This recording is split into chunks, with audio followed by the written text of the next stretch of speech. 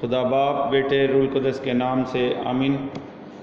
کلام کی سنگت میں ریورنڈ فادر ڈاکٹر اسٹیفن صدیق کی جانب سے آپ سب کو سلام عرض ہے۔ آئے میرے عزیزو، آج کی کلام کی سنگت میں آج کا پہلا پیغام سنیں۔ ملوک کی پہلی کتاب، اس کا 19 باب 19 سے 21 آیت۔ تب وہ وہاں سے چل پڑا اور الیسا بن شافات کو ملا جو ہل چلا رہا تھا، اور اس کے آگے 12 جوڑے بیلوں کے تھے اور وہ 12ویں کے ساتھ تھا۔ تو الیاس اس کی طرف گزرا اور اپنی چادر اس پر ڈال دی، تو اس نے بیلوں کو چھوڑا اور الیاس کے پیچھے دوڑا اور اس سے کہا، مجھے اجازت دے کہ میں اپنے باپ اور اپنی ماں کو چوموں، تب میں تیرے پیچھے چلوں گا۔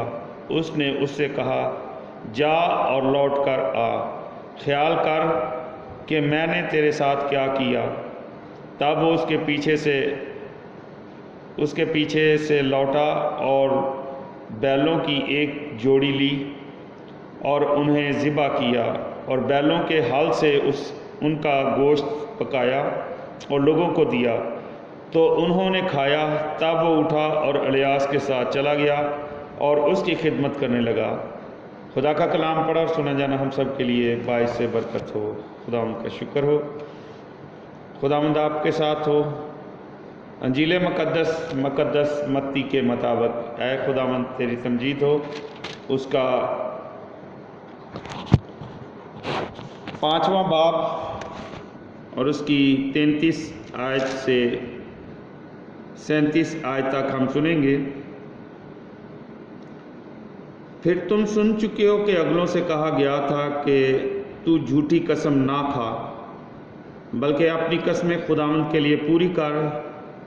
لیکن میں تم سے یہ کہتا ہوں کہ ہرگز قسم نہ کھانا، نہ تو آسمان کی کیونکہ وہ خدا کا تخت ہے، نہ زمین کی کیونکہ وہ اس کے پاؤں کی چوکی ہے، اور نہ یروشلم کی کیونکہ وہ شاہ عظیم کا شہر ہے، اور نہ اپنے سر کی قسم کھا کیونکہ تو ایک بال کو سفید یا سیاہ نہیں کر سکتا، مگر تمہارا کلام ہاں ہاں ہی ہو، تمہاری نہیں نہیں، کیونکہ جو اس سے زیادہ ہے بدی سے ہے۔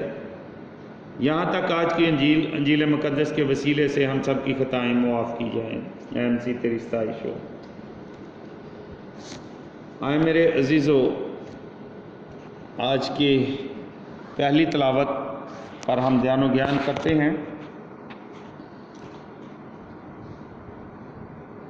الیاس واپسی کا سفر شروع کرتا ہے اور جلد ہی اس جانشین کو ملتا ہے جسے خداوند نے چنا ہے۔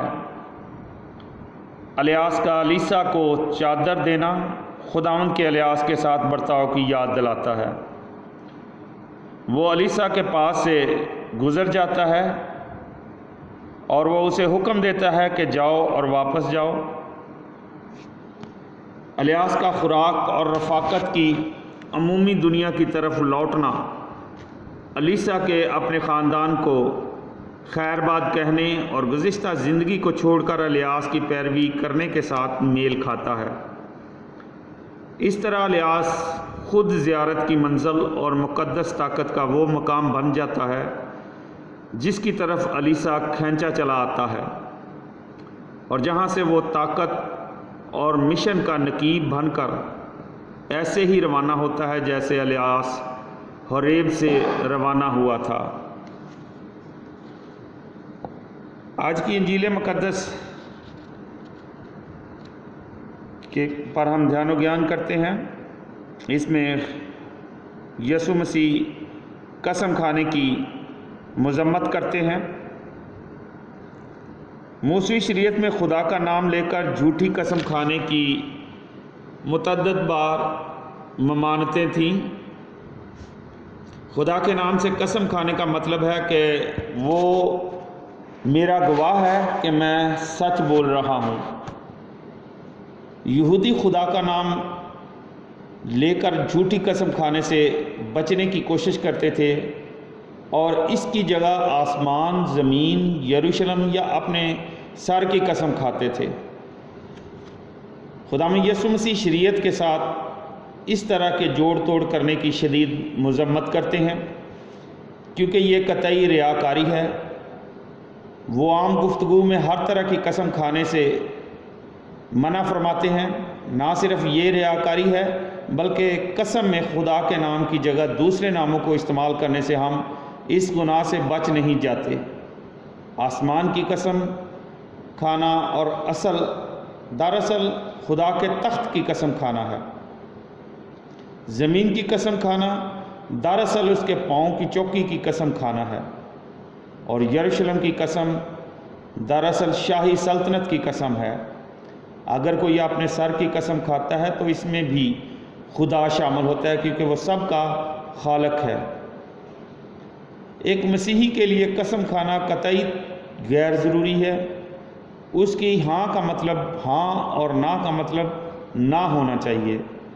اگر ہم اپنے قول میں اس طرح زور پیدا کرنے کی کوشش کرتے ہیں تو تسلیم کرتے ہیں کہ بدی یعنی ابلیس ہماری زندگیوں میں حکمران ہے۔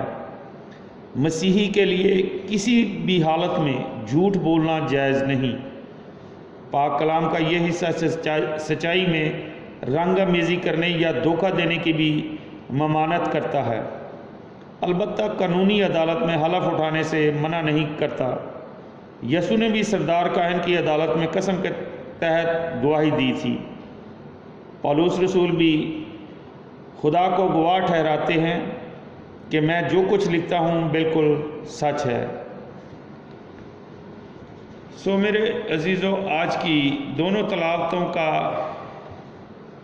جو لب لباب ہے، خلاصہ ہے، وہ کچھ اس طرح ہے کہ خدا کا بندہ الیسا ہم سب کو وفاداری اور خدمت سکھاتا ہے تاکہ ہم زندگی میں جہاں وفادار ہیں وہاں خدمت گزار بھی ہوں۔ الیسا اپنے استاد الیاس نبی سے فیض اور عرفان حاصل کرتا ہے۔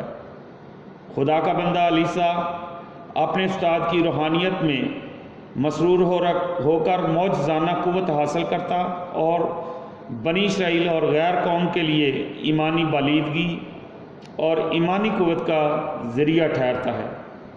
وہ بڑی وفاداری کے ساتھ خداوند کی حضوری اور الہام کو لوگوں پر عیاں کرتا ہے۔ نجات کی تاریخ میں خداوند یسوع المسیح اپنی ایمانی تحریک سے باپ کے نجات کے مشن کو پایا تکمیل تک پہنچاتے ہیں۔ خداوند یسوع مسیح آج ہمیں مائل کرتے ہیں کہ خدا کی وحدانیت، قدوسیت، سلطانیت، الوہیت اور حرمت کا ہمیشہ احترام کریں۔ خدا ہی قادر مطلق ہے، وہی سب کچھ کر سکتا ہے۔ ہمیں اپنی زندگی میں اس کی مرضی کا انتظار کرنا چاہیے اور مکمل وفاداری سے اس کے کلام کو خدمت گزاری کے ساتھ پھیلانا چاہیے۔ اس لیے خداوند یسوع مسیح ہمیں نصیحت فرماتے ہیں، مگر تمہارا کلام ہاں ہاں ہی ہو، تمہاری نہیں نہیں، کیونکہ جو اس سے زیادہ ہے بدی سے ہے۔ کیونکہ یہ زندگی، اس کی فراوانی، اس کی رویدگی، اس کی بھرپوری اور کائنات کا جاہ و جلال خدا کی عظیم ہستی سے قائم ہے۔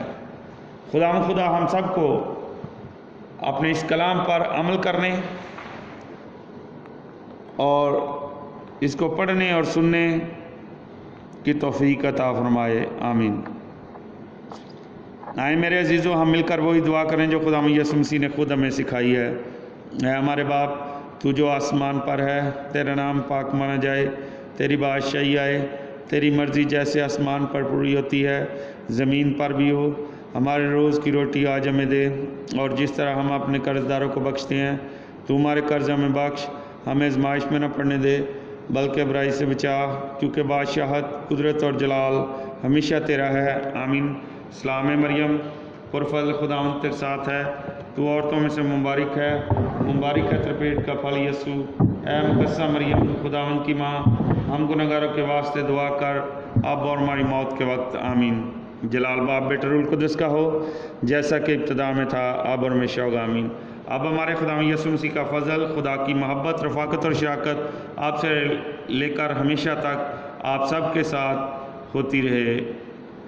عبادت ہو چکی، صلاح اور سلامتی میں رہیں اور خداوند کی خوشخبری دوسروں تک پہنچائیں۔ آمین۔ خدا باپ، بیٹے، روح القدس کے نام سے آمین۔